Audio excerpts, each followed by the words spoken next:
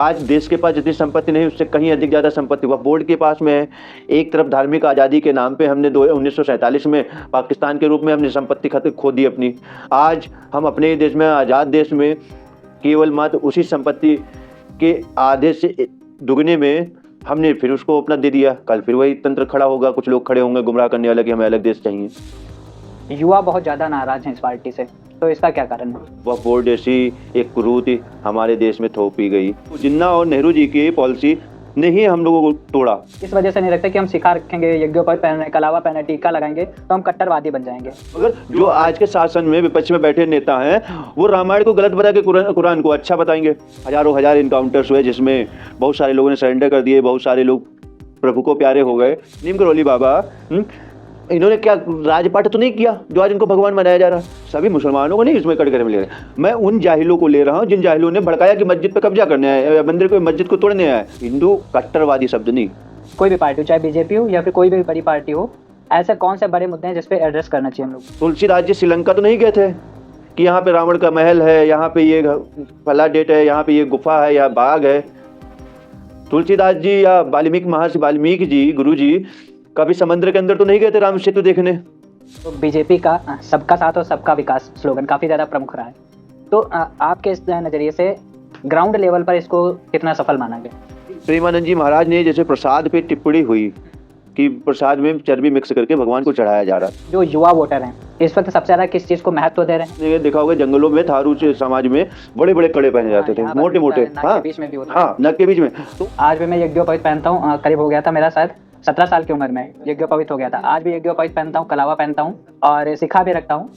भी जागरण में उसके यहाँ प्रसाद था, मांस के टुकड़े या कुछ भी था, वो उसने माता जी को सौंप दिया। जैसे आज भगवान बुद्ध के रूप में भड़काने वाले बहुत से लोग, हमारे परिवार को तोड़ने वाले बहुत से लोग पूजा पद्धति को गलत बता रहे हैं, मूर्ति प्रथा को गलत बता रहे हैं। अपोजिशन का जो रोल है किसी भी डेमोक्रेसी में बहुत ज़्यादा अहम रहता है। जो करंट टाइम का अपोजिशन है उसका वर्तमान में जो रोल है वो किस नज़रिए से आप देखते हैं? 70 साल के इतिहास में कितना उन्होंने किया।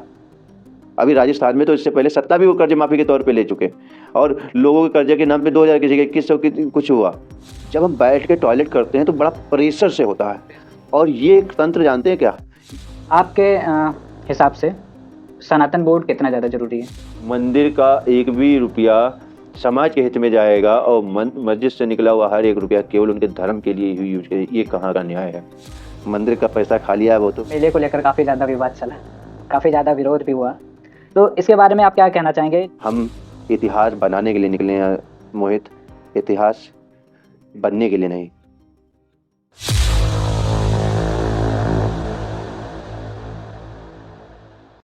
नमस्कार दोस्तों, सेक्टर एक्सपर्ट्स चैनल पर आप सभी का स्वागत है, जहां पर हम आपको मिलवाते हैं ऐसे शख्स से जिन्होंने अपने संघर्ष से अपनी खुद की सफलताएं हासिल की हैं और एक अच्छा खासा मुकाम हासिल किया है। मैं चैनल का होस्ट मोहित पांडे आज आपको एक ऐसे शख्स से मिलाने वाला हूं, राघव हिंदू, जो कि आप सभी लोग जानते हैं राघव हिंदू जी, और इन्होंने अपने संघर्ष से बहुत कुछ हासिल किया है। आज हम बात करने वाले हैं इनके संघर्ष के और इनकी सफलताओं के बारे में, राजनीतिक मुद्दों के बारे में और पर्सनल लाइफ के बारे में। नमस्कार भैया, कैसे हैं? नमस्ते मोहित जी। तो सबसे पहले हम बात करना चाह रहे हैं कि आप हमारी ऑडियंस को अपनी कुछ पर्सनल लाइफ के बारे में बताएं, क्योंकि बहुत ही रोमांचक लाइफ रही है, बहुत ही संघर्ष भरी लाइफ रही है। और जैसा कि मैंने अपने जीवन काल में देखा, आप हमारे बड़े भाई भी लगते हैं और बहुत कुछ आपने हासिल किया है, बहुत कुछ आपसे सीखने को भी मिला है। तो एक बार हमारी ऑडियंस को भी बताएं जिससे कि ऑडियंस भी आपके बारे में पहले जाने, फिर हम बाकी विषयों पर चर्चा करेंगे। मोहित, चूंकि जीवन संघर्ष का एक रूप है, जो भी चीज़ें हैं हर व्यक्ति अचीव करना चाहता है, पर अचीवमेंट का एक सही मार्ग नहीं मिलता।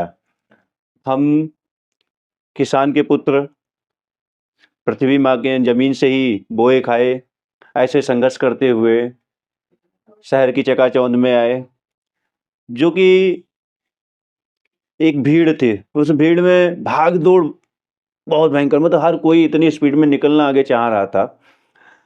कन्फ्यूजन, क्योंकि आप सोचो कि मिडिल क्लास में या लोअर क्लास से निकल के आप सिटी में एक अच्छे हाई स्टैंडर्ड पोजीशन में बैठने का प्रयास करो तो आपको लगता है कि हम में बहुत सारी कमियां हैं जी। उन कमियों से नर्वस होना स्टार्ट होता है। जैसे मेरे किसी भी फ्रेंड सर्कल में या हमसे अच्छे व्यक्ति में जिसका परिवार सक्षम है, अब उसके पास अच्छे से अच्छे हायर एजुकेशन है, अच्छी फैसिलिटीज़ हैं और वो हमारे पास नहीं है। तो इन सब चीज़ों को देखते-देखते पेरेंट्स ने स्ट्रगल करके हम लोगों को पढ़ाया-लिखाया, बाहर रहे, गोवा भी रहे, गोवा में मैंने मैनेजमेंट किया। मैनेजमेंट करने के बाद मैं यहाँ आया तो मुझे चूँकि बहु राजनीतिक ना कि फैमिली बैकग्राउंड था, ना हमारा था, ना कोई इंटरेस्ट था, तो राजनीति तो कहना गलत होगा। एज़ अ सोशल वर्क के तौर पे हमने उस टाइम पीड़ित गौवंशों को देखा। जहाँ से मैं मोटिवेट हुआ हूँ, वो मैं आपको स्टोरी बता रहा हूँ कि जगह-जगह पे जानवर कट्टे पड़े हैं, कहीं पे मारा जा रहा है, कहीं बीमार अवस्था में पड़े हैं। मतलब भाँति-भाँति के ऐसे दृश्य सामने आए, जिसकी वजह से बिल्कुल झिझकोर गया। फिर मैंने एक टीम बनाई, टीम के माध्यम से गौ सेवा शुरुआत करी, तो शुरुआत में तो बड़ा डिफ़िकल्ट लगा क्योंकि उसके बारे में कुछ भी नहीं पता था, एबीसीडी नहीं पता थी, ना मेडिसिन्स के बारे में, ना उस पशु के जो मतलब चोटिल पार्ट्स होते हैं उसके बारे में या कौन सी बीमारी है उसके बारे में किसी भी प्रकार के बारे में जानकारी नहीं थी। मगर फिर भी नथिंग इम्पॉसिबल, एक मैथमेटिक्स सिस्टम से कहा जाए कि कुछ भी असंभव अगर करने पे इंसान आ जाए हाँ, तो बस सब तो संभव है। वही चीज़ें संभव को उस असंभव चीज़ को संभव करने का प्रयास किया, लोगों का सहयोग मिला, लोगों ने बढ़-चढ़ के हिस्सा लिया साथ में फिर बजरंग दल से ऑफ़र आया, बजरंग दल में नगर संयोजक के तौर पे शुरुआत करी। धीरे-धीरे कारवां चलता गया और लोगों का प्रेम भाव मिलता गया। अच्छा भैया, जैसे कि शुरुआत से देख रहे हैं कि आप सोशल वर्क में काफ़ी ज़्यादा रुचि रखते हैं। लेकिन अगर बात करें राजनीतिक करियर की, तो ऐसा क्या था जो आपने राजनीतिक करियर चूज़ किया और बीजेपी को ही अपनी पार्टी को चुना? क्योंकि पार्टीज़ बहुत हैं, सब अपना-अपना काम कर रही हैं, लेकिन बीजेपी को ही आपने पार्टी चुना और करियर कैसे स्टार्ट हुआ? इसके बारे में क्या कहानी है? देखिए, राजनीति कुछ है ही नहीं। राजनीति क्या है?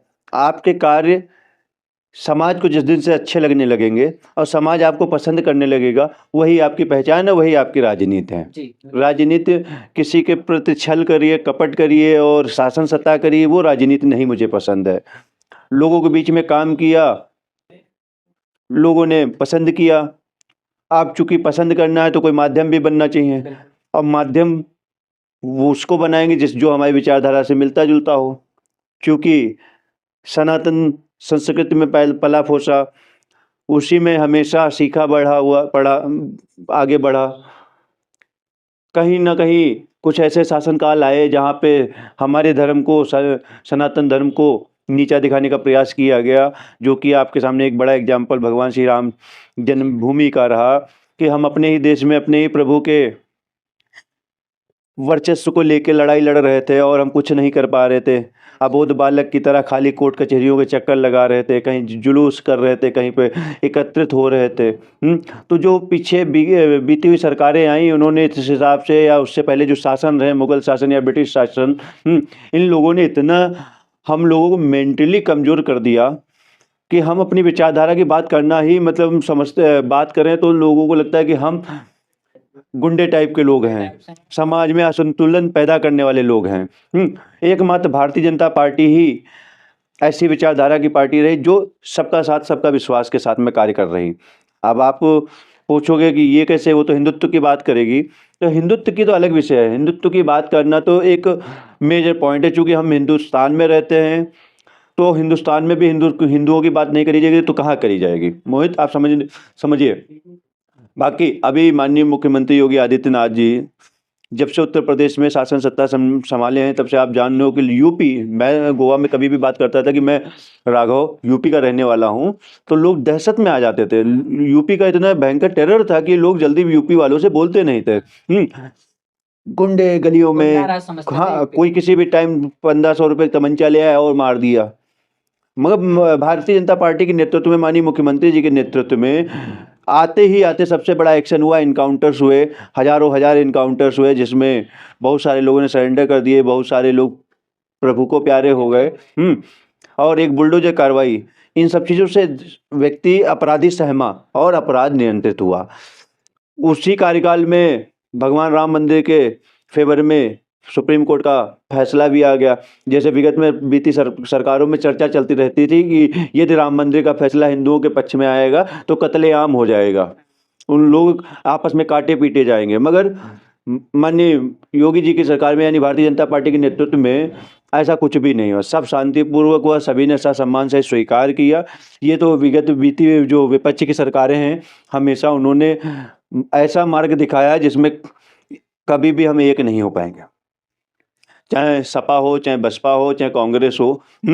सभी ने तुष्टीकरण की राजनीति पे हमेशा divide and rule policy follow करके लोगों को आपस में लड़ाया, गरीब को गरीब से लड़ाया, मिडिल क्लास को मिडिल क्लास से लड़ाया और अमीर को अमीर से लड़ाया, और उन सब से भी बाद में आके फिर कास्ट वाइज लड़ाया, जाति को जाति से लड़ाया, श्रवण को ओबीसी से लड़ाया, श्रवण को एससी से लड़ाया, फिर एससी को ओबीसी से लड़ाया। ये मतलब डिवाइड एंड रूल की पॉलिसी को ही उन्होंने फॉलो करके 70-80 साल देश पे राज किया आज़ादी के बाद। और वो आज़ादी में भी जो मुख्य भूमिका रही वो भी हमारे देश को तोड़ने की ही भूमिका रही, क्योंकि ब्रिटिश शासन ने कभी नहीं कहा था कि हम अंग्रेजों मतलब मुसलमानों और हिंदुओं को अलग करके जाएंगे। ये तो जिन्ना और नेहरू जी की पॉलिसी ने ही हम लोगों को तोड़ा, नहीं तो हम तो अंग्रेजों से लड़ रहे थे, मुसलमानों से तो नहीं लड़ रहे थे। हमारी स्वतंत्रता की आज़ादी अंग्रेजों से मिली थी। मुस्लिम भी साथ में लड़ रहे थे, मुस्लिम भी साथ में लड़ रहे थे, अशफाक उल्ला खां वगैरह सब लड़े रहे थे बराबर। 1857 की क्रांति देख लीजिए, हमें हिंदू मुस्लिम मंगल पांडे वगैरह सब लड़ रहे थे। और हम जो एपीजे अब्दुल कलाम है उनका सम्मान करते हैं, सम्मान करते हैं, कारण है ना उन्होंने। अच्छा, हम कुरान को पढ़ते हैं तो कुरान के साथ में यदि महाभारत से कुछ सीखने को मिल रहा है तो महाभारत भी तो पढ़ेंगे। मगर जो आज के शासन में विपक्ष में बैठे नेता हैं वो रामायण को गलत बता के कुरान को अच्छा बताएंगे। कारण है कि कुछ मंदबुद्धि लोग, अनएजुकेटेड व्यक्ति, उनको यही लगेगा कि हाँ ये व्यक्ति हमारे फेवर का, जाहिल जिसको कहते हैं शुद्ध भाषा में, जो केवल जातिवाद की और धर्मवाद की बातचीत समझता है, वह व्यक्ति इन्हीं पॉइंटों को हमेशा नोटिस करता है। जैसे भी संभल की घटना हुई, आधिकारिक तौर पे कोर्ट के आदेश से सर्वे करने गई टीम। आप हम सही हैं, हम इस अपने मकान में बैठे हैं, कोई व्यक्ति आए, लाख भी आए, एक व्यक्ति नहीं लाखों आए, जब हमारी प्रॉपर्टी है, हमारा घर है, तो फिर हमें बताने में और पेपर दिखाने में क्या दिक्कत है। और दरअसल जब अधिकारियों ने वहां के खुद बोल दिया था कि आप सर्वे करने आइए, हम आपका सपोर्ट करेंगे, साथ देंगे, आप सर्वे करिए, उसके बावजूद भी ये घटना घटी। अब सोचने वाली बात है ना, हम सभी मुसलमानों को नहीं इसमें कटघरे में ले रहे, मैं उन जाहिलों को ले रहा हूँ जिन जाहिलों ने भड़काया कि मस्जिद पे कब्जा करने आए, मंदिर को, मस्जिद को तोड़ने आए। मैं उन जाहिलों को कटघरे में ले रहा हूँ जिन्होंने इतनी अपने अंदर तुच्छ मानसिकता भर रखी है। यदि हमारे माँ बाप हैं तो कोई दूसरा कितनों बार आके क्लेम करे तो हमारे रहेंगे।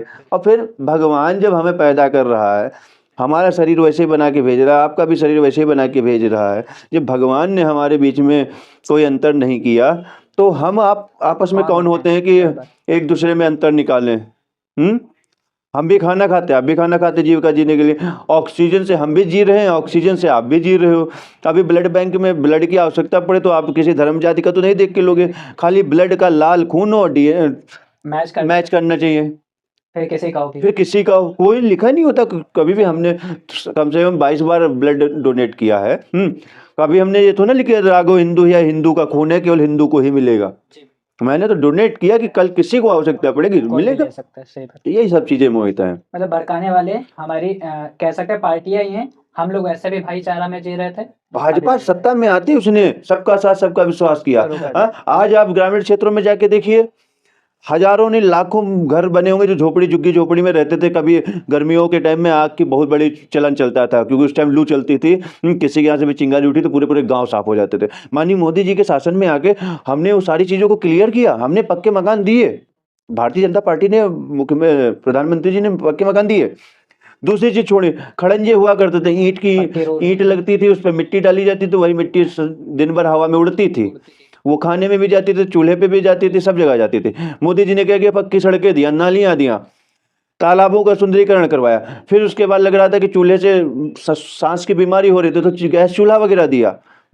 सारी चीजें माननीय मोदी जी ने। अच्छा, कौन सा डिवाइड एंड रूल का फॉलो किया? आप गूगल उठा के देखिए, 70% से 80% जो आवास मिले वो हमारे मुस्लिम भाई हैं। मुस्लिम भाई जी, बिल्कुल। आप देखिए जाके, जो गैस चूल्हा मिल रहा है मुस्लिम भाइयों को मिल रहा। जितना भी प्रधानमंत्री औषधि केंद्र से दवाइयाँ ली जा रही हैं या सरकारी अस्पतालों में ट्रीटमेंट हो रहा है या बीमा स्वास्थ्य जीवन हो रहा है, ये सारे लाभों में जो सबसे ज़्यादा आंकड़ा है वो मुसलमानों का है। तो इसमें ये अब भाजपा चाहती हो तो शासन सत्ता में अधिकारी पदाधिकारी सब उसके अंडर में, हाँ। वो तो कह देते कि हाँ ये अब्दुल का नाम आया इसको काटो, राम रहीम का नाम आया काटो, आप मोहन को दो, सोहन को दो, वो तो सभी को दे रहे हैं। है? मगर उन्होंने तो ये नहीं किया, तो भाजपा कहाँ से डिवाइड एंड रूल कर रही? सही। तो ये यहाँ पर ये हो रहा है ना कि जो गरीब थे उनकी रोटियां तो सेकी जा रही, लेकिन जो विपक्षी थे वो अपनी रोटियां नहीं सेक पा रहे हैं, इसलिए कुछ ना कुछ इसीलिए अनर्गल कर रहे हैं। हाँ, अनर्गल कर रहे हैं। बहुत अच्छा पॉइंट पकड़ा है आपने मोहित जी, यही सच्चाई है।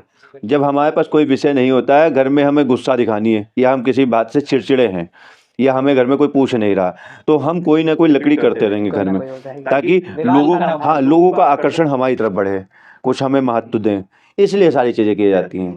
अच्छा, तो आपके हिसाब से जो हमारा इस वक्त देश है, इसमें सबसे बड़े मुद्दे कौन से हैं जो कि एड्रेस करने वाले होने चाहिए, फिर चाहे कोई भी पार्टी हो, चाहे बीजेपी हो या फिर कोई भी बड़ी पार्टी हो, ऐसे कौन से बड़े मुद्दे हैं जिस पे एड्रेस करना चाहिए हम लोगों को? मेन फोकस करना चाहिए शिक्षा पे। शिक्षा पर। एजुकेशन सिस्टम जो है, हमारे एजुकेशन सिस्टम में बहुत से लूफॉल हैं।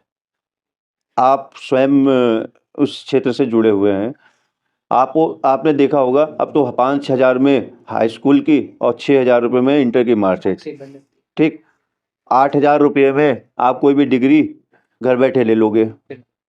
हम कहे जरूर रहे हैं कि हमने शिक्षा नीति वगैरह, हम अपनी भाजपा की बात कर रहा हूँ कि कहे तो जरूर बदला भी हमने, शिक्षा पद्धति अभी जो नई प्रणाली लाए उससे बहुत सुधार होगा, मगर वो बेस लेवल से है, कक्षा 1 से है।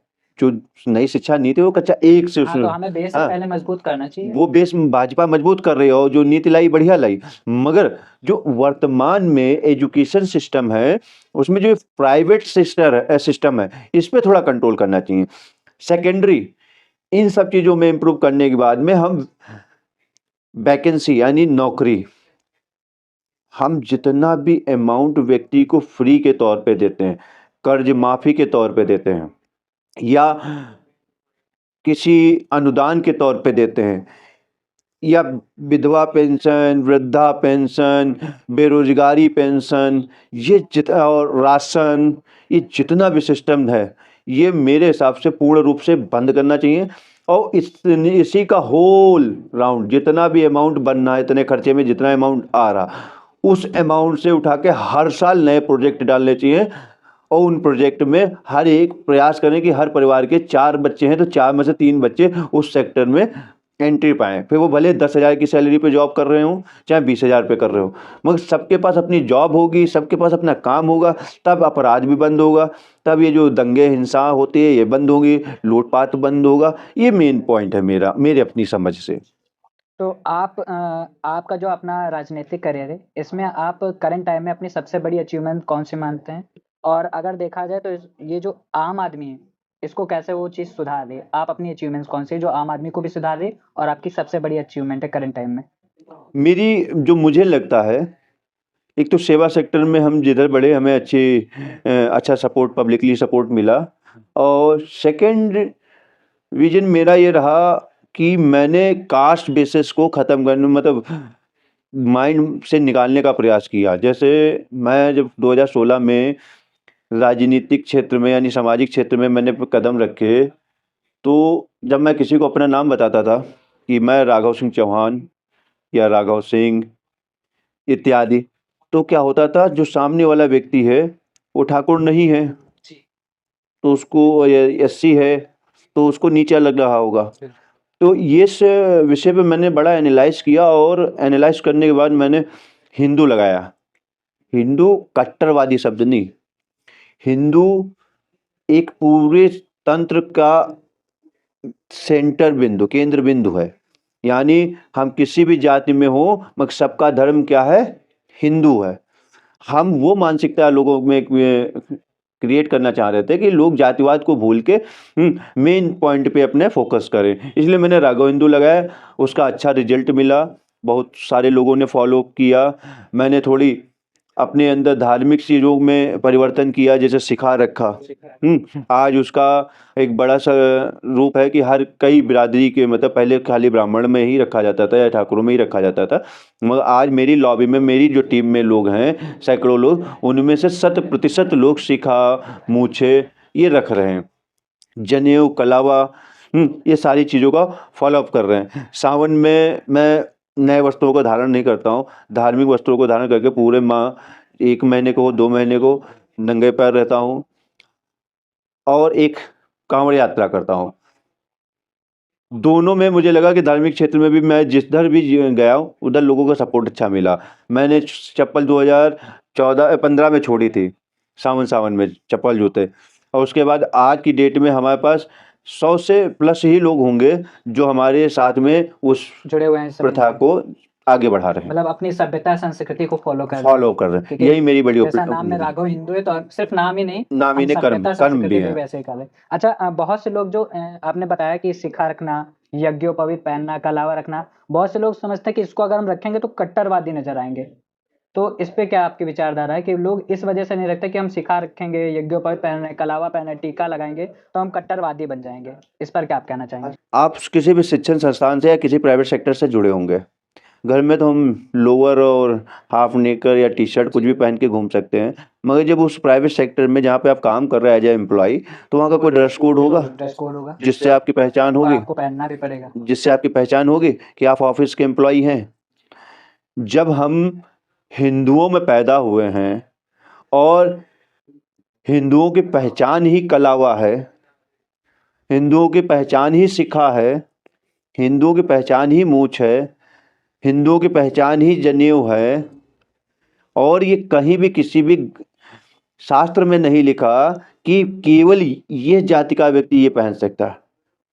आप मुझे प्रूफ करके दिखा दें तो मैं कह दूंगा कि आप जो कहोगे मैं उस चीज़ को स्वीकार कर लूँगा, कुछ भी A to Z, चाहे फिर लाइफ को त्यागने की बात हो या इत्यादि किसी चीज़ को धारण करने की बात हो, सारी चीज़ों को मैं फॉलो कर लूँगा। एज मैं कह सकता हूँ मैं सेवक बन के आपका रहूँगा। यदि आप कहीं पे मनुस्मृति में दिखा दें या चारों वेदों में दिखा दें, सबकी व्यवस्थाएं करी गई। वर्ग विभाजन तो एकमात्र हमारे संसार को यानी इस सिस्टम को चलाने के लिए किया गया। जैसे एक ऑफिस में मैनेजर भी होगा, अकाउंटेंट भी होगा, फील्ड मैनेजर भी होगा इत्यादि। मतलब एक जब तक हम डिपार्टमेंट नहीं बांटेंगे तब तक हम कोई भी बिजनेस नहीं कर पाएंगे। ऐसे ही हमारे शास्त्रों में हमारे पूर्वजों ने भगवान के आशीर्वाद से जो प्रथाएं चालू करी वो केवल समन्वय बना के रहने की बात हिसाब से चलेगी। आज लोग उसको राजनीतिक लाभ हेतु केवल उसको उठा के और मुद्दा बना के एक षड्यंत्र तैयार करना चाहते हैं, खाली अपने को ऊंचे उठाने के लिए कि हाँ हम इतने लोगों के ठेकेदार हैं। वो ठेकेदार सिस्टम खत्म होना चाहिए। जैसे कि बहुत से लोग कुछ ज़्यादा ही जब पढ़ लिख जाते हैं तो अगर ये यज्ञोपवीत शुरुआत से पहन भी रहे होते हैं फिर भी वो बाद में उसको सोचते हैं कि अगर ये सारी चीज़ें पहनेंगे तो हम पढ़े लिखे नहीं लगेंगे। इवन मैं भगवान की कृपा से इतना आशीर्वाद है कि पढ़ा भी रहा हूँ लोगों को। आज भी मैं यज्ञोपवीत पहनता हूँ। करीब हो गया था मेरा शायद 17 साल की उम्र में यज्ञोपवीत हो गया था। आज भी यज्ञोपवीत पहनता हूँ, कलावा पहनता हूँ और शिखा भी रखता हूँ। बहुत से लोगों का सोचना है कि ना कि पढ़े लिख जाएंगे अपने ऑफिशियल काम को देखेंगे तो ये सारी चीज़ें नहीं करेंगे। तो मेरा मानना यही कि आप कितना भी पढ़ लिख जाएं, किसी भी पोस्ट पर हो जाए, लेकिन अपनी सभ्यता, अपनी संस्कृति को ना छोड़े, अपनी जड़ को मजबूत रखें। संस्कृति यानी सभ्यता तो एक हमारी पहचान है ही, मगर जो चीज़ें हमने बताई या जो चीज़ें आपने बताई इसमें एक बड़ा साइंटिफिक रीजन है। डॉक्टर कभी आपका फीवर चेक करने के लिए नब्ज पकड़ेगा? क्यों पकड़ता है? क्योंकि यहीं से आपकी नब्ज पता चल जाती है। तो कलावा का यही रोल है, वो आपके सर्कुलेशन को मेंटेन रखते हैं। जनेऊ पहनते हैं, जब हम बैठ के टॉयलेट करते हैं तो बड़ा प्रेशर से होता है, और ये एक तंत्र जानते हैं क्या? ये एक तंत्र आपका गर्भाशय जैसा है जिसमें बच्चे का पालन पोषण निर्माण होता है। आपने कभी देखा होगा गर्भ का फोटो वगैरह एज ए पिक्चर में, तो हाँ, तो आपको जो भी बनावट मिली होगी सेम टू सेम यही मिली होगी। इसी चीज से मस्तिष्क भी रहता है, इसी से नेत्र भी रहते हैं, इसी से फेस का सुंदर भी रहना होता है, क्योंकि जितनी शरीर की संरचना है उसका मेन सेंटर पॉइंट है ये। औरतों को यहाँ पे छेद के पहनाने का कारण जानते हैं क्या? हम आप में लोग कहते हैं हार्मोन्स की वजह से बहुत सी चीजें बढ़ती हैं घटती हैं। मगर वो हार्मोन्स कहाँ से क्रिएट किए जाए ये हमारे सनातन धर्म ने बताया। ये कुंडल इसीलिए नवजात अवस्था में ही उसके छेदवा दिए जाते थे कि ये सेंटर जो है मस्तिष्क से लगा के पूरे शरीर को कंट्रोल लगता है। इस पे जितने वजन होता है उतने हमारे चीजें, आपने देखा होगा जंगलों में थारू समाज में बड़े बड़े कड़े पहने जाते थे, यहाँ पर मोटे भी होता मोटे। है, नाक के बीच में भी होता है। हाँ, नक के बीच में। तो उनको वो प्रथा को फॉलो कर रहे हैं, इसलिए वो आज के डेट में भी वो पकाते चूल्हे पे ही हैं, खाते कच्चा मांस ही हैं, खाते पेड़ पौधों की पत्तियां ही हैं, मगर वो आज भी हमारे शहर के जैविक दैनिक जीवन से जंगल की लाइफ में वो 120, 130, 140। मैं 3-4 बार प्रवास मैंने किया पहाड़ी क्षेत्रों में। जब मैं संगठन में था तो मैंने लोगों को देखा, वहाँ 133 साल के लोग आज भी मौजूद हैं, और हम यहाँ 60-70 साल पे बुढ़े हो रहे हैं, क्योंकि हम फॉलो नहीं कर। सेकेंडरी शिक्षा, आपने देखा होगा बहुत सारे professor, PhD holders, engineer, scientist, जो भी आगे बढ़ा है या जिसने बहुत अच्छा स्ट्रगल किया है, उसका सबसे पहले कौन सा धड़ा सर का साफ होता है, तो यहाँ से चालू होता है। और ये धड़ा, ये पीछे के बाल उसके रहे होंगे, ये रहे होंगे, मगर ये चीजें उसकी बाल जो है जल्दी गिर जाते हैं। शिक्षा का महत्व आपने हमारे गुरुकुल प्रथा में ही देखा, गुरुकुल प्रथा से शिक्षा निकली है, समझे। तो उसमें सारे बाल बनवा दीजिए थे, ये सेंटर पॉइंट रखते थे, क्योंकि ये एंटीना है, जो पॉजिटिव एनर्जीज निकलती हैं उसको ऑब्जर्व करके हमारे शरीर को देना, ये इसका केंद्र है। हमारा शरीर, हम कितना भी डिस्टर्ब हों, और लोग माइग्रेन वगैरह की दवाई खाते हैं, हाँ, हम कभी भी बहुत ज़्यादा हेडेक वेडेक हो रहा हो या शरीर दर्द हो रहा हो, हम केवल नॉर्मल 4 उंगलियों से ये ऐसे ऐसे करें, केवल इस सेंटर पे, आप देखोगे 5 से 10 मिनट में रिलीफ मिल जाएगा। तो ये बहुत से विषय हैं, पढ़े तो हम अपने बच्चे को, मैं बराबर अपनी वाइफ से भी बोल रहा हूँ, फैमिली में भी बोल रहा हूँ कि मेरा बच्चा जैसे 7-8 साल का, 10 साल का होगा, मैं तुरंत गुरुकुल प्रथा से उसको जीवन जीना सिखाऊंगा, सारे शास्त्रों का मैं अध्ययन करवाऊंगा।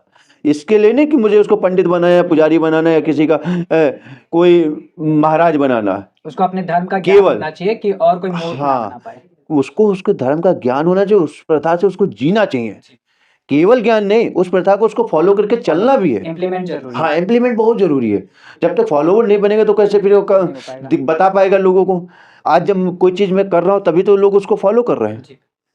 इसलिए एजुकेशन के साथ साथ हमारे सांस्कृतिक, धार्मिक और शास्त्रों का ज्ञान बहुत आवश्यक है, बहुत ज्यादा जरूरी है।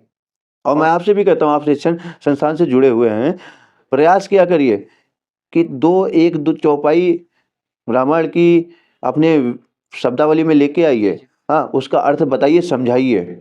हम लोगों के अब जो उदाहरण देने के हो गए वो भी बहुत ज़्यादा चेंज हो गए। जैसे कि बहुत से लोग पहले एग्जांपल्स देते थे, बहुत से ऐसे अजूबे हैं दुनिया में, लोग उनका एग्जांपल देते थे, लेकिन अब हमारी संस्कृति सभ्यता के जो एग्जांपल्स आ गए हैं सामने, अब हम लोग उनके एग्जांपल देकर लोगों को बताते हैं कि असली चीज़ यही है।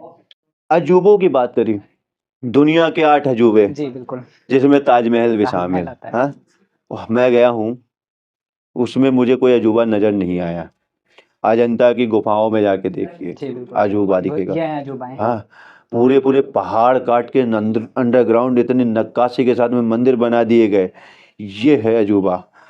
पानी का सिस्टम, पूरे दुनिया डूब जाए, मंदिर का जो पानी का जो लेवल है उतना ही रहेगा, ये है अजूबा। अजूबा कोणक, जिस पे अभी माननीय मोदी जी ने, जब हमारे यहाँ पे लोग आए बाहर के सारे प्रधानमंत्री वगैरह, तो कोणक एक दिखाया गया था, कोणक मंदिर का चक्र दिखाया गया था, जो महाभारत से स्लोगन में आता है। हम टाइम आज देखते हैं घड़ी में, तिथि व्यवस्था आज हम बताते हैं, मगर हमारे पास केवल 5 रुपए की किताब आती है, उसमें हम देखेंगे, बता देंगे फला डेट में अमावस्या इतने बजे से इतने बजे तक रहेगी, फला डेट में फला डेट में चंद्र ग्रहण होगा इस घड़ी से इस घड़ी तक, और एग्जैक्ट होता है, कोई परिवर्तन नहीं। समय अंग्रेजी समय उसके हिसाब से चलता है, हम फॉलो नहीं कर रहे हैं। अंग्रेजी सिस्टम या आधुनिक शिक्षा हमारे सिस्टम को फॉलो कर रही है, बस दिखाने का तरीका अलग है। हम दाढ़ी तिलक और भगवा गमछा या भगवा कपड़े पहन के या बेहतरीन बाबा जैसे दाढ़ी वाड़ी बना के एक बिल्कुल मठाधीश बन के दिखाना चाहते हैं। आज की आधुनिक शिक्षा में क्या है, उसी चीज को एक अलग मेथड से दिखाया। जिस विमान की बात 1800 में हुई, 1846 से 1862 में हुई, विमान के, उस पुष्पक विमान को हमारे हजार वर्ष पहले अवधारणा में आ गया था। हमारी पुस्तक रामायण में है पुष्पक विमान, जिसको लोगों ने देखा। हम कहता हूं, मैं बता रहा हूं, क्या एक व्यक्ति बिना किसी साधन के पूरे भारत में परिक्रमा कर सकता है और एग्जैक्ट स्थितियां बता सकता है? हमारी उम्र 60-70 साल, 100 साल हो सकती है। 100 साल के इतिहास में हम कोई किताब लिखने बैठ जाएं और हमारे पास मोबाइल जैसे कोई साधन ना हो, आधुनिक युग का कोई साधन ना हो, तो हम लखीमपुर के सही से मोहल्ले नहीं लिख पाएंगे, किस मोहल्ले में कौन सी कहाँ पे जगह स्थित है। महाभारत रामायण में दिए गए सभी स्थान मौजूद हैं और उनके एग्जैक्ट वही दूरी, वही स्थान, वही घटनाओं से घटित प्रेरित स्थान। तुलसीदास जी श्रीलंका तो नहीं गए थे कि यहाँ पे रावण का महल है, यहाँ पे ये फला डेट है, यहाँ पे ये गुफा है, यहाँ बाग है। तुलसीदास जी या वाल्मीकि, महर्षि वाल्मीकि जी, गुरु जी, कभी समुद्र के अंदर तो नहीं गए थे राम सेतु देखने, तो कैसे जानकारी में आ गया? हाँ, उतनी दूरी, उतनी सारी चीजें, और कौन सी चीज से, किस मटेरियल से बनी, वो सारी मटेरियल दुनिया में समुद्र, यानी समुद्र वगैरह हैं, दुनिया में हजारों बड़ी बड़ी नदियां हैं, हर जगह तो तैरता हुआ पत्थर नहीं मिल जाता। एक छोटा सा कंकड़ लीजिए, डालिए, डूब जाएगा। और राम सेतु जैसा विशाल, आप सोचो, बिना ग्लू के, बिना तारकोल के, बिना सीमेंट के, वो भी पानी के अंदर सारी चीजें फेल होती हैं। आप यदि इंजीनियरिंग करेंगे, हाँ, हर चीज डैमेज हो जाती है। उसके आगे भी वो आज राम सेतु हमारा टिका पड़ा, ये सनातन धर्म की, हाँ, ये सनातन धर्म की पहचान है। आज मोहनजोदड़ो की खुदाई में भी हमारा धार्मिक स्थल मिला। तो आप सोचो कितने कितने कितने हजारों लाखों वर्ष पूर्व का हमारी संस्कृति है, जिसको भी बहुत सी राजनीतिक पार्टी अपनी रोटी सेकने के लिए काल्पनिक बताती हैं। That doesn't matter. मैंने क्या कहा, जो व्यक्ति जैसा फॉलो करना चाहता है वैसा लोग बताने वाले मिल जाते हैं। हम ये शिक्षित हैं, मुझे पता है कि मोबाइल पे टेम्पर लगाने से मोबाइल की वो स्क्रीन बच जाएगी, इसीलिए तो लगाते हैं। अब हमें पता ही नहीं कि लोग अपना बिजनेस बढ़ाने के लिए खाली फर्जी में हमारा जेब खर्चा कर रहे हैं, हम नहीं लगवाएंगे, वही लोग नुकसान में जाते हैं। यदि किसी को डाउट है, जैसे स्वामी प्रसाद मौर्य जी ने रामायण के दोहे को लेके बड़ा विवाद किया। अरे उस दोहे के साथ में 4 दोहे ऊपर और 4 दोहे नीचे हैं, और उसका हिंदी सारांश कर लेते या इंग्लिश सारांश, अपने हिसाब से जिस भी लैंग्वेज में आप पढ़ रहे हो तो सारांश कर लेते, तब वो बताया जाता कि किस विधा में किस व्यक्ति को क्या बताया गया। ये नहीं बताया गया कि कौन नीच जाति का, कौन स्त्री को प्रताड़ना करनी चाहिए, ये कहीं पे नहीं बताया। तो क्योंकि हमें जानकारी का अभाव है, हमने शास्त्रों का अध्ययन नहीं किया। अब किसी नेता ने उठा दिया कि जो है चावल कच्चे ही टेस्टी हैं, अब हमने कभी बना के खाए नहीं, तो हमें पता नहीं है, तो हम तो कच्चे ही टेस्टी मानेंगे। तो हमने कभी शास्त्रों का अध्ययन किया नहीं है, और शास्त्रों पे जब कोई टिप्पणी होगी तो हम तो उसी चीज को फॉलो कर लेंगे, क्योंकि हमने कभी पढ़ा। शायद आप हमारी संस्कृत भाषा में जाते तो उसका अर्थ भी मिल जाता। केवल संस्कृत नहीं, हम कह रहे हैं आप जिस आधुनिक युग की भाषा को पढ़ रहे हो उसमें भी कन्वर्ट किया। आज के टाइम में आप आधुनिक युग में हैं, एक से एक सिस्टम आ गया, फोटो खींचिए आपको सारी चीजें मिलेंगी। हम कह रहे हैं हम नहीं उतना स्ट्रगल करके संस्कृत पढ़ पाएंगे, उतने अर्थ नहीं समझ पाएंगे। हम शॉर्ट टाइम में, यानी आधे घंटे में जानकारी लेना चाहते हैं। रामायण उठाई, पन्ना उठाया, चौपाई उठाई, उसका दोहा कंप्यूटर से निकाल लिया, लैपटॉप से निकाल लिया, मोबाइल से निकाल लिया, या अपने किसी गुरुजन से पूछ लिया। जब यहाँ वहां पे भी लगे, क्योंकि हमें किसी पे टिप्पणी करने से पहले एनालाइज करना चाहिए, एनालाइज करना चाहिए कि ये सही है, ये सही है, गलत है, कंफर्म हो जाए। जैसे आज भगवान बुद्ध के रूप में भड़काने वाले बहुत से लोग, हमारे परिवार को तोड़ने वाले बहुत से लोग पूजा पद्धति को गलत बता रहे हैं, मूर्ति प्रथा को गलत बता रहे हैं। अच्छा आप बताओ, एकमात्र भारत की इतनी बड़ी मंडी है जो केवल धार्मिक स्थलों पे चल रही, धार्मिक फेस्टिवल पे चल रही। यदि हम देश में 365 दिन में 300 दिन धार्मिक कार्यक्रम ना करें, एकादशी ना करें, अमावस्या ना करें, पूर्णिमा ना करें, नवरात्रि व्रत ना करें, आपका जेठ महीना का हनुमान जी का पूजन ना करें, सावन में शंकर जी का पूजन ना करें, ये सारी चीजें बंद कर दें, तो आप सोचो भारत का क्या, भारत का प्रत्येक व्यक्ति हमारी इस अवस्था से जीवन अपना चला रहा है। जीवन चला रहा है। बड़े बड़े आज व्यापारी जो हैं इस मार्केट में उतर रहे हैं।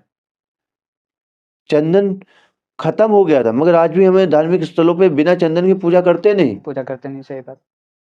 अभी प्रेमानंद जी महाराज ने जैसे प्रसाद पे टिप्पणी हुई कि प्रसाद में चर्बी मिक्स करके भगवान को चढ़ाया जा रहा था, मगर प्रेमानंद जी महाराज ने, गुरु जी ने बहुत स्पष्ट बात से कहा कि प्रसाद का कोई रूप ही नहीं, जो भगवान को चढ़ गया उसमें जहर भी, वो भी प्रसाद रूप है। उसको हम भोजन के रूप में नहीं देखेंगे, उसको नाश्ते के रूप में नहीं देखेंगे। जैसे जागरण हो जाता है तो उसके बाद 4 बजे कथा होती है, जिसके बिना कथा पूर्ण नहीं करी। उस कथा में जो एक स्टोरी है, उस स्टोरी में माँ दुर्गे का जागरण करने के लिए एक एससी बिरादरी यानी एक मालिन कहते हैं कि माता जी मुझे ये बच्चा अच्छा मिल जाए, मैं ये कार्यक्रम कराऊंगा। भूल जाती है। इनके साथ 5-6 साल का जब बच्चा होता है तो उसका बच्चा फिर बीमार हो जाता है। अब चूंकि मालिन के यहाँ पे लोगों ने इतनी प्रथाएं बना दी कि उसके यहाँ पंडित जी पूजा नहीं कराने जाते, उसके यहाँ कोई प्रसाद लेने नहीं जाएगा, केवल मालिन के ही परिवार के लोग और समाज के लोग ही लेंगे। तो उस कथा में जो भी जागरण में उसके यहाँ प्रसाद था, मांस के टुकड़े या कुछ भी था, वो उसने माता जी को सौंप दिया। हाँ, अब जब रानी जाती हैं और उनसे प्रसाद लेने के लिए कहा जाता है तो संकोच करती हैं कि मैं ये प्रसाद लेके जाऊंगा और महाराज को खिलाऊंगे तो महाराज जान जाएंगे कि मैं मालिन के यहाँ गई। मगर मन में प्रसाद के रूप में उन्होंने उस चीज को ले लिया। अब राजा साहब ये चीज सब देख रहे थे। राजा साहब देखे तो उन्होंने जंगल के रास्ते जब रानी गुजर रही थी तो उनको रोका, कहा मैंने आपसे मना किया था कि मालिन के यहाँ नहीं जाना, और मालिन के यहाँ आप गई भी पूजा में, उसके बाद उसका प्रसाद भी मांस मछली वाला लेके आई। प्रभु का प्रसाद के रूप में एक बड़ा उदाहरण दिया उस स्टोरी ने कि जैसे ही महाराज ने उस प्रसाद को खोला तो वो पंचमेवा के रूप में उनकी परिवर्तित हो उनको सामने दिखा, जिससे महाराज अचंभित, क्योंकि महाराज जो देख रहे थे दूर से दृश्य, उसमें मांस के मीट के टुकड़े उकड़े से प्रसाद के रूप में दिए गए थे महारानी को। तो प्रसाद अर्थात कहने का यही अर्थ है, जो प्रसाद के रूप में हम जो भी चीजें बना के भगवान पे करते हैं वही है। अब क्या कमी है नहीं है, पूर्ण रूप से 100% शुद्ध कभी हो ही नहीं पाएगा। आपके मन का भाव है कि हमने प्रसाद बस हम पूजा कर रहे हैं, मेरा मन का भाव, मैं कुछ चढ़ा रहा हूँ, अपने भाव से चढ़ा रहा हूँ उसको। भगवान ने मैंने सोने का कुंडल कहा है, सुनार ने उस पर पानी चढ़ा के ही दिया हो, कुछ भी दिया, मेरा भाव है कि मेरे बजट में सोने का कुंडल बनना था, मैंने भगवान को सौंप दिया। और वही कहते हैं भगवान भाव के भूखे। भगवान किसी दिखावे के नहीं भूखे। आप 24 घंटे भूखे रह लो तो भगवान खुश हो जाएंगे? भगवान कभी नहीं खुश होंगे। शरीर को चलाने के लिए एक टाइम का भोजन भगवान ने ही कहा है।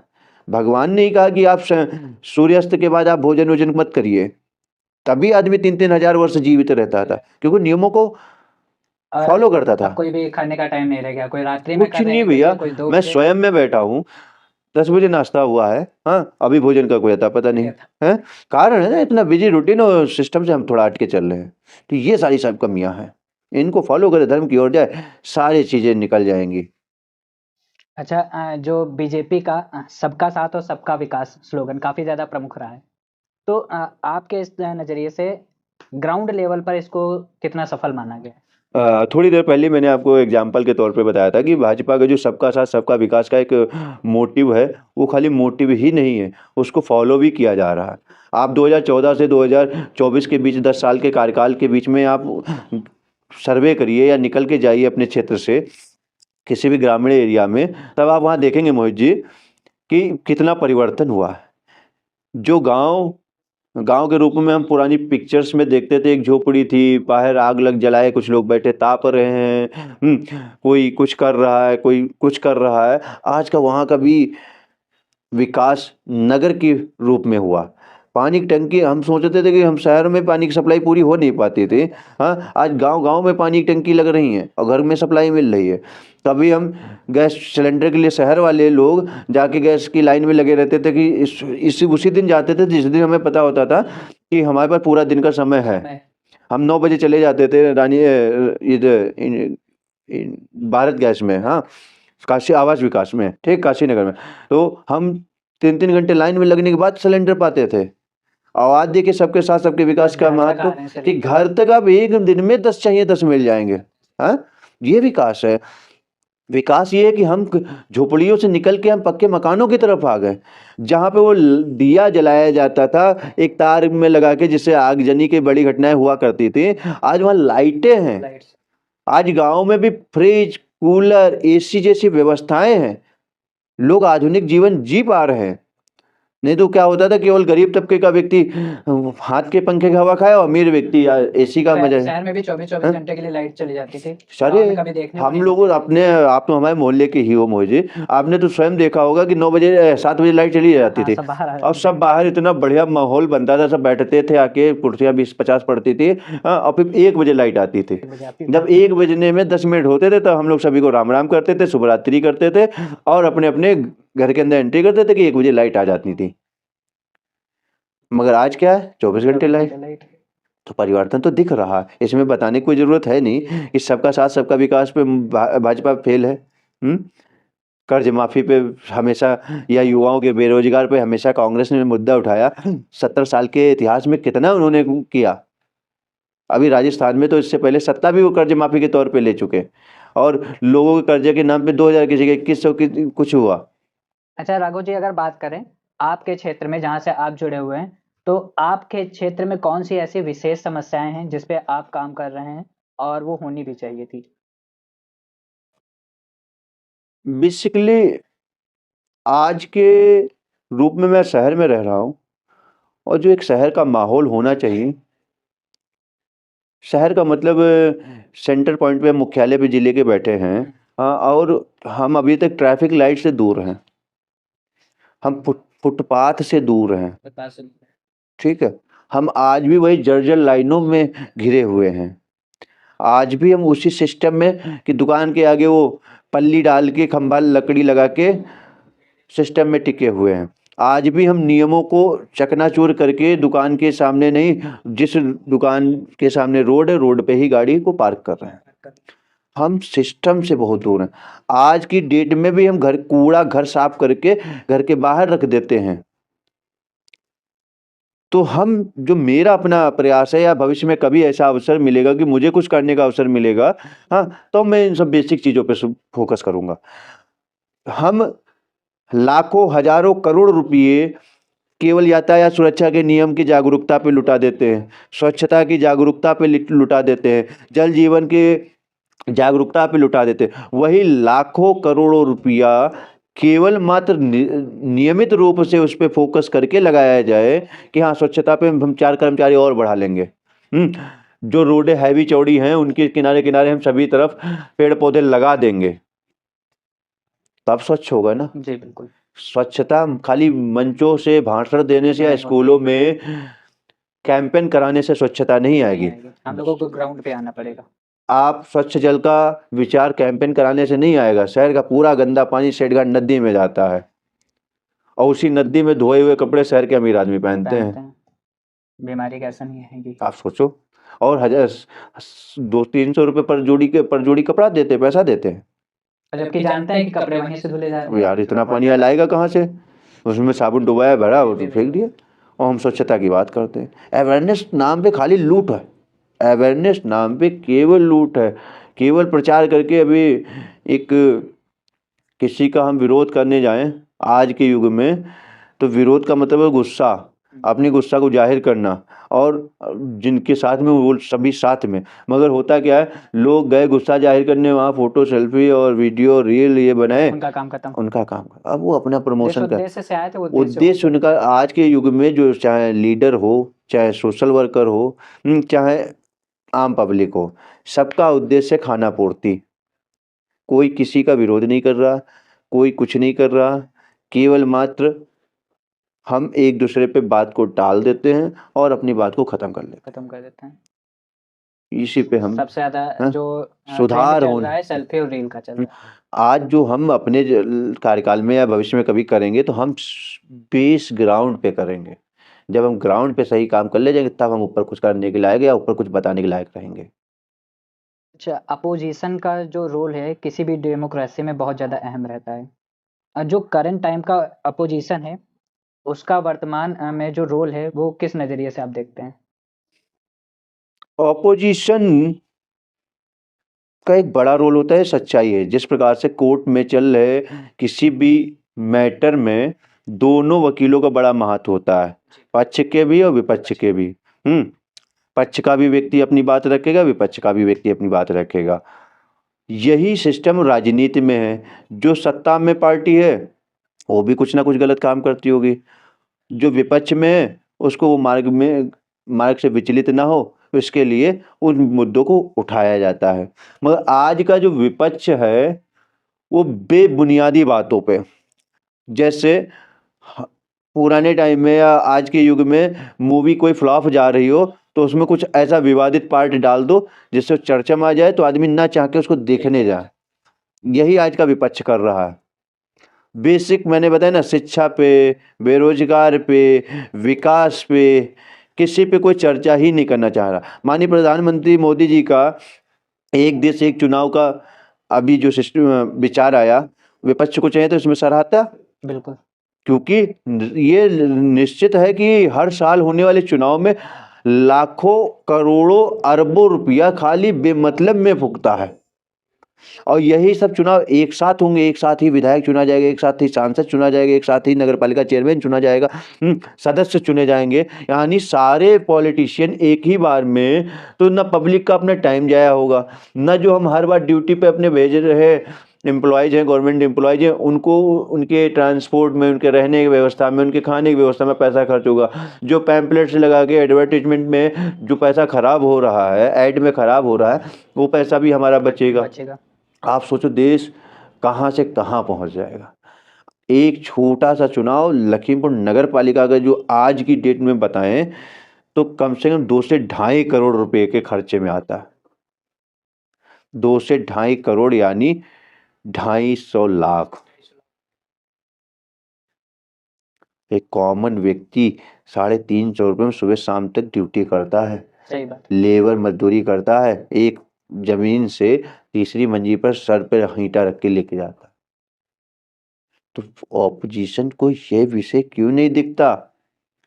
उनको देखेंगे अपने फायदे के। वक्फ बोर्ड की संपत्ति पे जो कि अनर्गल है, जिसका कोई महत्व नहीं है। अच्छा, वक्फ बोर्ड के पास जो भी संपत्ति दी गई या जो भी उन्होंने हायर कर लिया, उससे देश को क्या फायदा मिल रहा या देश के लोगों को क्या फायदा मिल रहा? मोहित जी, वक्फ की संपत्ति पे विपक्ष को आना चाहिए था, बैठना चाहिए था, पूछना चाहिए था। हाँ, जैसे अब किसी व्यक्ति विशेष ने वक्फ बोर्ड की संपत्ति के नाम पे उसको हायर कर रखा, जैसे भी दिल्ली में विधायक अमनुल्लाह कुछ करके खां थे, आम आदमी पार्टी के, उन्होंने वक्फ बोर्ड की संपत्ति की दुकानों को करोड़ों करोड़ों रुपए में बेचा। अब चूंकि जब उस पर कोई कानून ही नहीं होगा, कोई सिद्धांत ही नहीं होगा, उसको उस जमीन से आई हुई आय हम कहाँ लगाएंगे, किस दिशा में जाएगी, तब तक हम उसका क्या महत्व है? आज देश के पास जितनी संपत्ति नहीं, उससे कहीं अधिक ज़्यादा संपत्ति वह बोर्ड के पास में है। एक तरफ धार्मिक आज़ादी के नाम पे हमने 1947 में पाकिस्तान के रूप में हमने संपत्ति खो दी अपनी। आज हम अपने ही देश में, आज़ाद देश में, केवल मात्र उसी संपत्ति के आधे से दुगने में हमने फिर उसको अपना दे दिया। कल फिर वही तंत्र खड़ा होगा, कुछ लोग खड़े होंगे गुमराह करने वाले कि हमें अलग देश चाहिए। अच्छा राघव जी, जो अभी रिसेंट में धर्म संसद बैठी थी, जिसका उद्देश्य सनातन बोर्ड था, आपके हिसाब से सनातन बोर्ड कितना ज़्यादा जरूरी है? जिस हिसाब से एक ऑफिस यानी एक व्यापार को चलाने के लिए डायरेक्टर की आवश्यकता होती है, उसी हिसाब से धर्म के नेतृत्व करने के लिए एक संस्था का होना बहुत ज़रूरी है। क्योंकि हम कुछ गलत कर रहे होंगे तो हमारे ऊपर कोई लीडर बैठा होगा धार्मिक रूप से कि आप राघव जी धर्म के हिसाब से ये गलत कर रहे हो, तो उस धर्म के प्रति सही और गलत का राह बताने वाला एक तंत्र होना चाहिए। जो आज की धर्म संसद हुई उसका मेन उद्देश्य यही है, ना कि किसी को मारना पीटना, न गाली गलौज करना, न किसी को काटना, न किसी को कुछ छीन लेना। हम अपने धर्म को बचाने के लिए, अपने धर्म में फैलने कुरीतियों को ख़त्म करने के लिए हम सनातन बोर्ड के फेवर में हैं। विपक्ष का कहना है कि अगर सनातन बोर्ड लागू हो जाएगा तो हम लोग संविधान नहीं मानेंगे। अच्छा, ये लोग तब कहाँ थे जब संविधान ने अल्पसंख्यक का दर्जा, जो कि आज बहुसंख्यक के बराबर में है, मुसलमानों को दिया। विपक्ष के लोग तब कहाँ थे जब वक्फ बोर्ड जैसी एक कुरीति हमारे देश में थोपी गई, तब वक्फ बोर्ड कहाँ था, मतलब विपक्ष कहाँ था। विपक्ष तब कहाँ था जब मंदिर का एक भी रुपया समाज के हित में जाएगा और मस्जिद से निकला हुआ हर एक रुपया केवल उनके धर्म के लिए ही यूज करे। ये कहाँ का न्याय है। तो ये बड़े गंभीर विषय हैं, इन पे विपक्ष को एनालाइज करना चाहिए। नहीं बोलेगा, कुछ नहीं करेगा, तो वही मैंने बात बताई ना कि विपक्ष कोई मुद्दों पे काम कर ही नहीं रहा। विपक्ष के पास कोई मुद्दा है ही नहीं। बचा ही हाँ, उसको केवल डिवाइड एंड रूल की पॉलिसी को फॉलो करना है, एक तबके को गलत बताना है, जैसे भगवान राम को काल्पनिक बता देना, अयोध्या को काल्पनिक बता देना, सिखाया हमारे संस्कृति को काल्पनिक बता देना, और इन सब से जो उनको टीआरपी मिलेगी उससे राजनीतिक लाभ होगा। उनको मुस्लिम वोटर बढ़ जाएंगे, उनको हिंदुओं को ना मानने वाले क्रिश्चियनिटी के वोटर बढ़ जाएंगे। जो अभी हाल ही में बुद्धिज्म चालू हुआ है, उनके वोटर मिल जाएंगे। मगर ये सनातन बोर्ड बन जाने के बाद ये सारे विषय खत्म हो जाएंगे इनके, इसलिए इसका विरोध कर रहे हैं।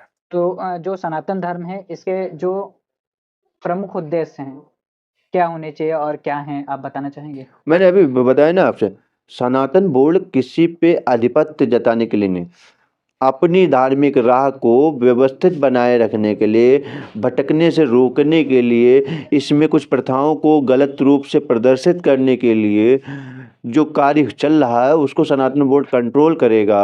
अपने विचारों को, अपने धर्म को प्रचार प्रसार करने के लिए एक हमारे पास एक तंत्र होगा, उस तंत्र को हम आगे फॉलो कर पाएंगे। इसलिए सनातन बोर्ड को बनाया जा रहा है, ना कि किसी पे, मैंने फिर बताया, किसी को छीनना नहीं है उसका उद्देश्य, किसी को मारना उद्देश्य नहीं है। सनातन बोर्ड मतलब सनातन का एक मंदिर, जहाँ से सभी हिंदुओं को संचालित करने का विषय होगा। संचालित करने का अर्थ है अपने धर्म की राह पे चलाने का एक केंद्र बिंदु होगा। अच्छा, जैसे कि एक बोर्ड जो पहले से चर्चा में है उसका प्रमुख उद्देश्य अपने धर्म तक ही सीमित है, क्या सनातन बोर्ड बनने के बाद हम और भी धर्म को सहायता प्रदान कर सकते हैं? कुछ ऐसा उद्देश्य है? निश्चित कर रहे हैं भैया। नहीं सनातन बोर्ड है तो क्या हुआ, आप बालाजी मंदिर टेम्पल से जितना भी उसमें चंदा वगैरह जाता है या चढ़ावा आता है, उससे बालाजी हॉस्पिटल बना जिसमें बड़े से बड़े कैंसर से लगाए बड़ी से बड़ी बीमारियों का इलाज निःशुल्क किया जाता। आप ऐसे तिरुपति बालाजी और कर्नाटक के कई ऐसे मंदिर हैं। अब तो अयोध्या में भी जो हॉस्पिटल ओपन हुआ उसमें भी ये सारी सुविधाएं, तीन ऐसी बड़ी रसोइयाँ अयोध्या में चल रही हैं जिसमें कोई जाति नहीं है, धर्म पूछ के नहीं खाना खिलाया जा रहा। आप आइए, भोजन लीजिए, अपने स्वच्छ तरीके से खाइए और चले जाइए, आपसे कोई पैसा भी नहीं मांगा कोई जाता। नहीं धर्म पूछ रहा, नहीं हाँ, कोई नहीं। हमारे धार्मिक विचारधारा कभी रही नहीं। हम गर्मियों में जब जल पिलाते हैं तो गर्मी को देख के पिलाते हैं, ना कि हिंदू उसको पिलाएंगे इसलिए पिलाते हैं। तो हम तो ऑलरेडी सेवा भाव वाले व्यक्ति हैं। हमारा धर्म भी वही सेवा पद्धति सिखाता है। हमारा धर्म भी कहता है हम सुबह उठें तो सर्वे भवन्तु सुखिनः सर्वे सन्तु निरामयाः। हम पूरे विश्व के रक्षा की बात करते हैं। एकमात्र ऐसा धर्म जिसने प्राकृतिक चीजों के संरक्षण में ही अपने को भगवान देख लिए। पीपल में भगवान को देखा, यानी वृक्षों में भगवान को देखा, नदियों में माता को देखा, समुद्र को भी भगवान के रूप में देखा। ये काहे के लिए? ताकि हम इसको यदि भगवान मानेंगे तो थूकने से पहले हम पानी में थूकने से पहले हम 100 बार सोचेंगे कि यार ये तो हमारी गंगा माँ है। हम कभी भी नहाने जाते हैं और जब नहाओ तो एक मुंह में पानी आ जाता है ना, ऊपर से निचड़ा हुआ, अब उसको हम थूकने से पहले 100 बार सोचते हैं तो गंगा मैया है। गलत बात होता है। तो हम क्या करेंगे, 2 स्टेप चढ़ के ऊपर सीढ़ी से बाहर जाके थूकेंगे। ये हमारी संस्कृति है जिसने पूरे विश्व को सही राह दी है। आज हम ही नहीं, आप कई ऐसे अपने भगवान के स्थान हैं, जैसे मथुरा हो गया, काशी हो गया। आप देखिए जाके फॉरेन कंट्रीज के लोग, विदेशी लोग हमारी प्रथाओं को फॉलो कर रहे हैं। अभी आप महाकुंभ होगा, महाकुंभ में, हाँ उसमें चलिए, मैं तो रहा हूँ पिछले अर्ध कुंभ में, तो मैंने देखा एक से एक बेचारे अरबपति खरबपति व्यक्ति लोग पड़े हैं नदी के किनारे, खाली भगवान की सेवा, आस्था के लिए, मेडिटेशन के लिए मेडिटेशन है। केंद्र बिंदु बनाया है। भगवान बुद्ध कौन है? राजा थे। युद्ध के बाद जब उन्होंने लाशों को देखा, उसके बाद में उनके अंदर परिवर्तन आया और उस परिवर्तन ने ही उनको भगवान बनाया। भगवान बना दिया। आज नीम करौली बाबा हमारे बीच में बहुत अच्छे सुप्रसिद्ध गुरु है, नीम करौली बाबा। इन्होंने क्या राजपाट तो नहीं किया जो आज इनको भगवान बनाया जा रहा। केवल सेवार्थ की सेवा करी, भगवान की सेवा की, भगवान की सेवा में जो आया भक्त उसकी सेवा करी, और आज उनके मंदिर बन रहे हैं। क्योंकि हम आत्मा में ही परमात्मा को मानते हैं। हमने कभी भी कहा, ये नहीं कहा कि मुसलमानों को हिंदुओं में कन्वर्ट होना चाहिए। हमने कहा हमारे परिवार में वापसी हो, घर वापसी हो। हम धर्मांतरण के लिए कभी नहीं निकलते, हम घर वापसी के लिए निकलते हैं। यदि कोई व्यक्ति हमारे परिवार में जुड़ना चाहता है तो उसका मोस्ट वेलकम है, स्वागत है, आइए। हमारी प्रथाओं में, हमारी संस्कृति में, हमारे सेवाओं में आपका स्वागत है। नहीं हम किसी का जबरन धर्म परिवर्तन जबरन कभी नहीं, कोई नहीं कर सकता। हमने किसी को धर्म के नाम पे मारा नहीं जबरन। यदि गलतियां करोगे तो निश्चित बात पनिशमेंट मिलेगी। यदि कोई आके हमारे धर्म की बहन बेटी को आके जबरन कन्वर्ट करेगा या प्रताड़ित करेगा तो फिर राघव हिंदू का एक मानना है कि फिर उस छोड़ेंगे नहीं। पहले हथियार उठाएंगे नहीं, लेकिन अगर छेड़ दिया तो छोड़ेंगे। हम ये नहीं कि मुझे छेड़ा, राघव को आगे 4 गाली देके चले जाओ, कोई दिक्कत नहीं। मुझे राघव के धर्म पे यानी हिंदुओं पे कोई गाली गलौज, देवी देवताओं पे टिप्पणी करोगे, बहन बेटियों पे टिप्पणी करोगे या उनके साथ खिलवाड़ करोगे तो फिर राघव छोड़ेगा नहीं। हम अपने पे बर्दाश्त कर सकते हैं, अपने परिवार पे। हाँ, अपने परिवार पे नहीं कर सकता। हम एज मुखिया मेरे पे कोई गाली भी दे जाएगा तो ठीक है, कोई बात नहीं, क्योंकि मुझे आगे देखना परिवार को। मगर परिवार पे ही जब उठ जाएगा तो फिर मेरा जीवन जीना बेकार है। तो ये उद्देश्य है। अच्छा राघव जी, अगर हम युवाओं की बात करें तो आपको क्या लगता है कि जो युवा वोटर हैं इस वक्त सबसे ज्यादा किस चीज को महत्व दे रहे हैं, और पॉलिटिकल पार्टी को उनको किस तरह से एंगेज रखना चाहिए? मोहित, मेरा एक एनालाइज है इस विषय पे और बड़ा गंभीर है, थोड़ा विधिवत बताऊंगा। 19वीं सेंचुरी में जो मूवीज वगैरह आती थी उसमें बहुत सारी मूवीज धार्मिक आते थे, जैसे रामायण, महाभारत जैसे सीरियल हुए, माँ संतोषी जैसी मूवियाँ हुई, जय माँ हाँ, जय माँ वैष्णो देवी, जय महादेव वैष्णो देवी, इस टाइप की मूवी आते थे, जिनसे सीखने को बहुत कुछ जिनसे बहुत कुछ सेवा सीखने को मिलती थी। फिर बीच का 10 से 20 साल का कार्यकाल ऐसा रहा मूवियों का जिसमें उन्होंने युवाओं, मतलब जो फैमिली की स्टोरी दिखाई उसमें ये दिखाया कि हम अपनी बेटी की ब्याह जो करेंगे वो केवल एक सरकारी व्यक्ति, नौकरी वाले व्यक्ति से करेंगे। वो 20 साल के चलन में आज हमने पब्लिकली उसको इतना ग्रहण कर लिया है कि अब जो भी हम शादी या जो भी नौकरी करेंगे तो सरकारी ही करेंगे। तो आज चूंकि पहले हमारा युवा खेती की तरफ आकर्षित था, पहले हमारा युवा व्यापार की तरफ आकर्षित होता था, पहले हमारा युवा दार्शनिक यानी ट्रेवलर के रूप में आकर्षित होता था, पहले हमारा युवा as a player football, cricket इत्यादि में, कबड्डी में, खो खो में, रेस में इत्यादि में फोकस करता था। मगर आज के चलन में वो सरकारी सिस्टम इतना भर दिया गया, जिसको आज विपक्ष बेरोजगार कहती है। बेरोजगार कहती है।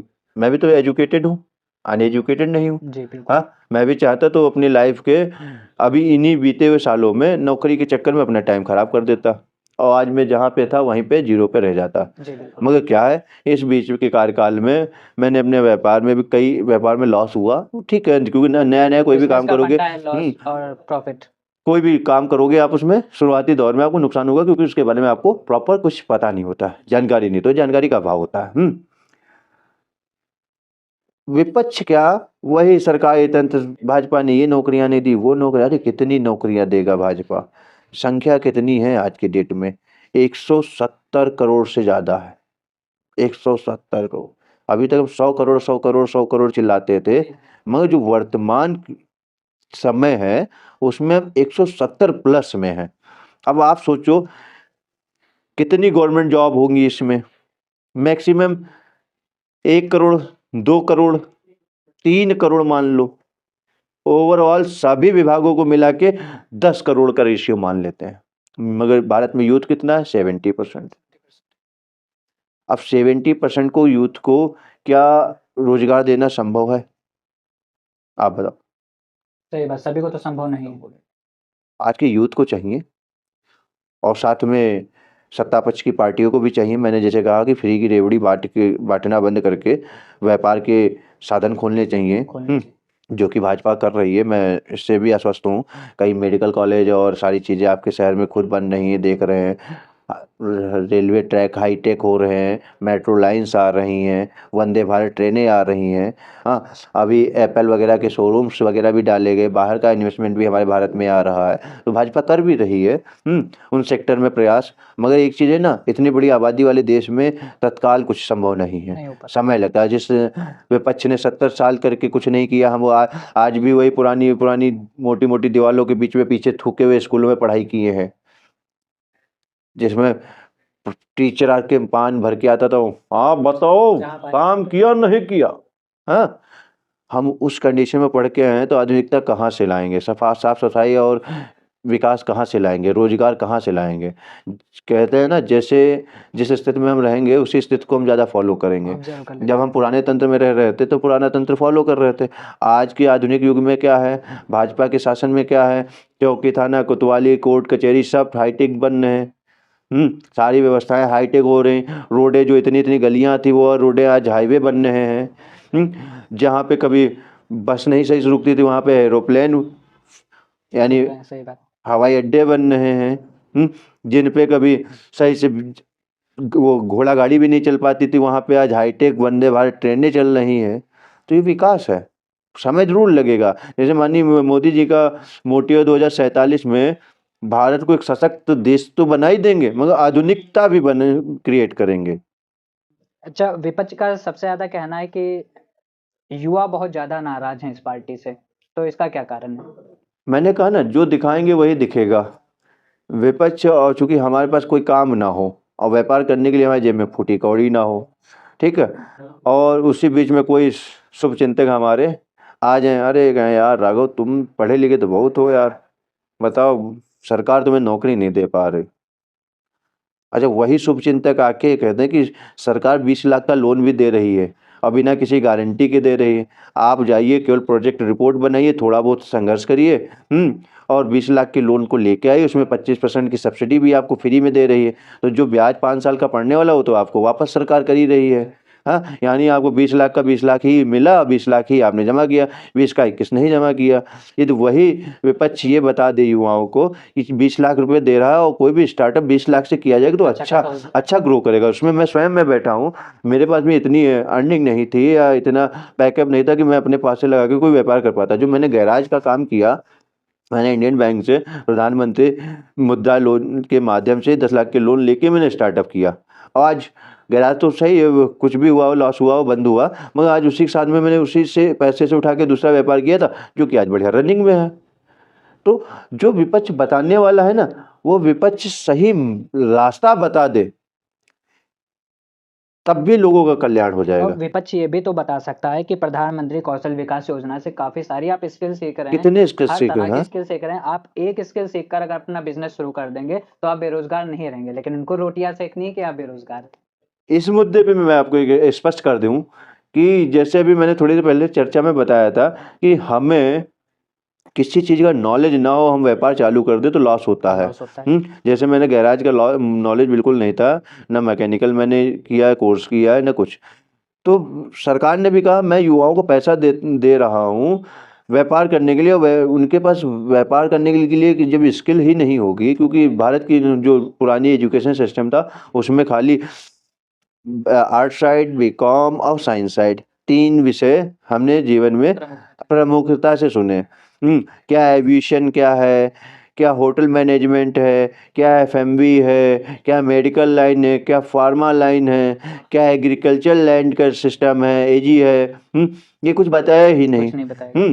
तो क्या है, हम लोग उसी में पढ़े और उसी के थ्रू जितनी नौकरियां हैं, जैसे बीकॉम कर लिया तो अकाउंट से रिलेटेड हम जॉब ढूंढ रहे हैं, हाँ बीएससी कर लिया तो हॉस्पिटल से लाइन में ढूंढ रहे हैं। अब हमें पता ही नहीं कि हमें मिलना क्या है और हमने किस चीज़ की तैयारी करी है, तो फिर हमको क्या कर पाएंगे।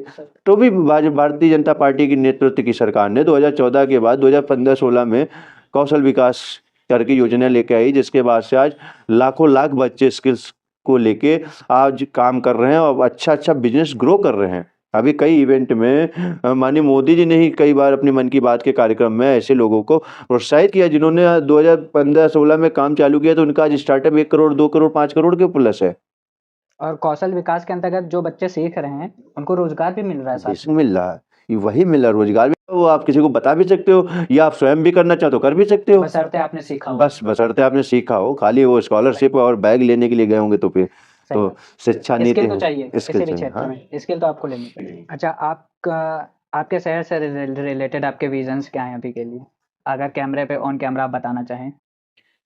अवसर की तलाश है, अवसर मिलेगा तो मोहित ये वादा है आपसे, आज मिले 10 साल बाद मिले, वीडियो चूंकि अब लंबे समय तक रहेगी। जी बिल्कुल। हाँ, आज मिले या 10 साल बाद मिले, अवसर मिलेगा तो निश्चित उस अवसर को लोग याद करेंगे कि हाँ, किसी बालक को कुछ सौंपा था और कुछ करके दिखाया। जी बिल्कुल।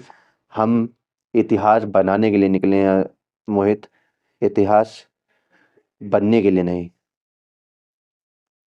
जब मैं कुछ करके जाऊंगा, आज 2016 में गौ सेवा चालू करी थी, ब्लड डोनेशन का कैंप चालू किया था, या हिंदुत्व की लड़ाई के लिए, बहन बेटियों के लिए संघर्ष के लिए निकला था, तो वो जब काम आज लोग फॉलो करके कर रहे हैं ना, तब मुझे खुशी होती खुशी है। मिलेगी। जब मैं कल लखीमपुर के लिए कुछ कर लूंगा ना, क्या बंद कैमरा क्या फ्रंट कैमरा, जब मैं कल कुछ कर लूंगा तब मोहित आएंगे कि हाँ भैया आपने कहा था कि मैं कुछ करके दिखाऊंगा, तब बताऊंगा, सही बात। तब मुझे अच्छा लगेगा। बहुत लोग हैं, बहुत प्रकार की मानसिकता मेरे बारे में रखते होंगे, बहुतों को लगता होगा कि मंदिर का पैसा खा लिया है, बहुतों को लगता होगा किसी के केसों का पैसा खा लिया, किसी ने कुछ कहा होगा। मगर मैं आज भी उसी एक सिंगल रूम वाले का मकान में रहता हूँ। आज भी मेरी वही जनरल पोशाक है। यदि इतना कमाई लिया होता, इतने हराम की कमाई हो ही जाती, तो सोचो लोगों को तो हराम की रकम कहते हैं दिखने लगती है। मेहनत का पैसा आपको सुंदर बनाता है।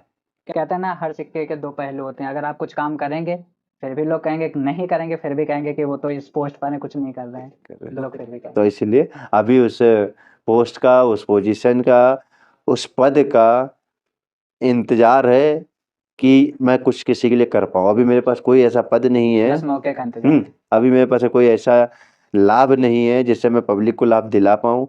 अभी स्ट्रगल की लाइफ में स्ट्रगल कर रहा हूँ, अपने मानव जीवन को जी रहा हूँ, अपने परिवार को चलाने के लिए मैं छोटा सा व्यापार कर रहा हूँ। और जो भी थोड़ा जिस व्यक्ति के लिए भी हो सकता है उतने सेवार्थ जिसके जिस रूप में काम आ जाऊँ वो कर पा रहा हूँ। अच्छा, जैसे कि अभी शहर में मेले को लेकर काफ़ी ज़्यादा विवाद चला, काफ़ी ज़्यादा विरोध भी हुआ, तो इसके बारे में आप क्या कहना चाहेंगे? ये ज़रूरी था, अनुचित हुआ, या मेन उद्देश्य इसका क्या था? मोहित, उचित अनुचित की बात वहाँ की जाती है जहाँ पे कोई चीज़ नए सिरे से चालू हो। जब इतिहास बन जाता है कि एक जगह 160-65 वर्षों से लगातार उसी विधा से, जिस सिस्टम से हो रहा था उसी विधा से कार्यक्रम चल रहे हैं, कार्यक्रम हो रहा है, वो समय निर्धारित है कि इस समय से इस समय तक रहेगा, फिर उस पर विवाद करना, मैं तो कहूँगा कि अपने पूर्वजों को भी नीचा दिखाना हो जाता है, और समाज भी जान जाता है कि हमारी इस मानसिकता ने ये करवाया हमसे। बस इतना ही बोलूँगा, और इससे ज़्यादा टिप्पणी मैं कोई करना नहीं चाहता सही है। हूँ। मगर हाँ, मेले पे कोई बात आएगी या कल की डेट में अस्तित्व में लगेगा कि ख़त्म हो रहा, तो मैं निश्चित बात संघर्ष के लिए ज़मीन पे उतरूँगा। उतरना पड़ेगा। मैं उतरा इस बार भी था और आगे भी उतरूँगा। इस बार नॉर्मल तरीके से सॉल्व हो गया, अगली बार लगेगा कि बहुत ज़्यादा मुझे सक्रिय होना चाहिए, तो मैं उसके हिसाब से उतरूँगा। क्योंकि ये मेले का इतिहास काफ़ी ज़्यादा पुराना है, दूर-दूर से लोग इतिहास, आते हैं लोग देखने के लिए। मेला लखीमपुर की पहचान ही मेले पहचान से। है। जी। हम लोग गाँव में रहते थे, जब छोटे-छोटे थे और दशहरे में मेला आता था तो मम्मी पापा के पैर हाथ सब पकड़ते, मेला ले चलो, मेला ले चलो, मेला ले चलो। हाँ, भगवान को देखना, रावण को देखना है, हाँ, बारातें देखनी है, ये सब देखने के मतलब एक उत्सुकता थी। आज उत्सुकता थी। अब हम हमारे जो बच्चे तैयार होंगे वो क्या कहेंगे? क्या कहेंगे? लखीमपुर में हम क्या दिखेंगे? वो फास्ट फूड के गली-गली नुक्कड़ पे ठेले, हैं, जो बीमारी पैदा कर रहे हैं। सही बात। हैं? अव्यवस्थित सिस्टम, जहाँ चाहा वहाँ कार खड़ी कर दी, जहाँ चाहा वहाँ मोटरसाइकिल खड़ी कर दी। बच्चों को क्या दिखाएंगे? वो मिलावट वाली मिठाई, मिठाई, हैं, मिलावट वाला दूध, जो मेन चीज़ थी, हैं, जो हमारी संस्कृति जब या कहीं पब या मॉल या वो बार दिखाएंगे बच्चों को। ये है इतिहास। इतिहास इसी से बनेगा। 160 साल आपने मेला कराया है, आपका तो जो भी आज के रूप में आज के टाइम में संघर्ष कर रहे हैं, वो तो उस टाइम पैदा भी नहीं हुए होंगे। और उनकी 3 पीढ़ियाँ नहीं पैदा हुई होंगी। जिस व्यक्ति ने अपनी संपदा को दिया था ट्रस्ट के नाम पे और इसलिए दिया था कि आजीवन चलती रहे, आजीवन चलती हैं? रहे। आज चंद पैसों के लोभी व्यक्ति इसको खत्म करना चाह रहे हैं। तो हम जैसे युवा कहाँ खत्म होने देंगे? फिर तो हमारा समाज में उतरने बेकार है। संघर्ष करेंगे फिर। तो अभी हमने बात की राघव हिंदू जी से, बहुत कुछ सीखने को मिला है। हमने युवाओं के रोजगार बेरोजगारी के ऊपर भी चर्चाएं की, राम मंदिर और बहुत से ऐसे सामाजिक मुद्दों पर भी चर्चा की, देश की संस्कृति सभ्यता पर भी चर्चा की। आई होप कि आपको वीडियो से बहुत कुछ सीखने को मिला होगा, बहुत अच्छी जानकारी मिली होगी। अगर वीडियो पसंद आई है तो वीडियो को लाइक करिए, कमेंट सेक्शन में बताइए कि कौन से मुद्दे पर सबसे ज़्यादा अच्छी बात आपको लगी, कौन सी चीज़ आपको बहुत ही ज़्यादा आकर्षित कर गई, कौन सी बात आपको बहुत ही ज़्यादा नॉलेज दे गई, ये कमेंट सेक्शन में बताइएगा। और अगर अगला नया सेक्टर एक्सपर्ट से रिलेटेड आप कोई भी क्वेश्चंस पूछना चाह रहे हैं या आप चाह रहे हैं कि आपके अकॉर्डिंग कोई भी सेक्टर एक्सपर्ट हो जिसका हम पॉडकास्ट करें, तो कमेंट सेक्शन में जरूर बताइएगा। चैनल पर अगर नए हैं आप तो चैनल को सब्सक्राइब करके बेल आइकन को ऑन कर लीजिए, क्योंकि बहुत ही जानकारी भरी वीडियोस आपको हमारे चैनल पर देखने को मिलती रहेंगी। मिलते हैं नई वीडियोस के साथ में, तब तक के लिए जय हिंद, जय श्री राम।